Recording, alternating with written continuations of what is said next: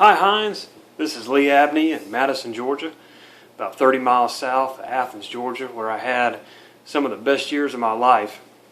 I came in fall of 1994, and I remember seeing Hines Ward in freshman orientation and being excited and talking to all my friends about how highly touted you were coming out of high school and how hopeful we were of seeing you on the football field.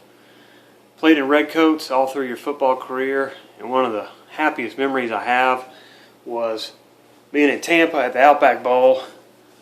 The last game I played as a Redcoats, you came off the field, and as your last act as a Georgia Dog, you conducted the Redcoat band, and my brother, who was in the stands, got a picture of you and framed it for me, and it hangs in my house to this day, and it's one of the funnest, happiest memories of my whole life.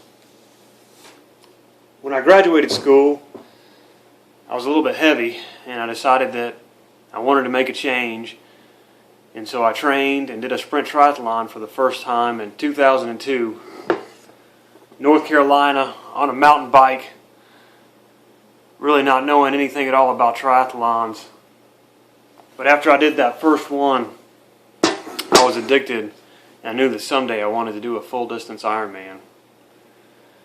As I got a little older and life got in the way, I got married, I put on a little bit of that weight. But finally in 2009, I had a friend who pulled me back into the triathlon world and talked me into entering the nation's triathlon, an Olympic distance triathlon in Washington, D.C., which I did in 2010.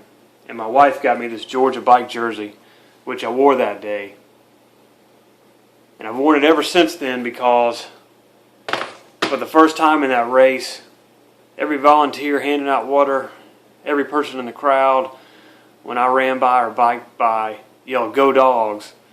And I knew what it felt like to be a Hines Ward or a Herschel Walker or a Lindsey Scott for the first time, how excited it must be to hear the crowd roar, "Go Dogs."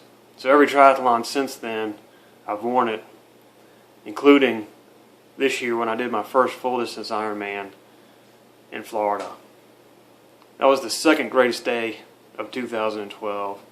The greatest day of 2012 was September 28th, when my son McCullough was born.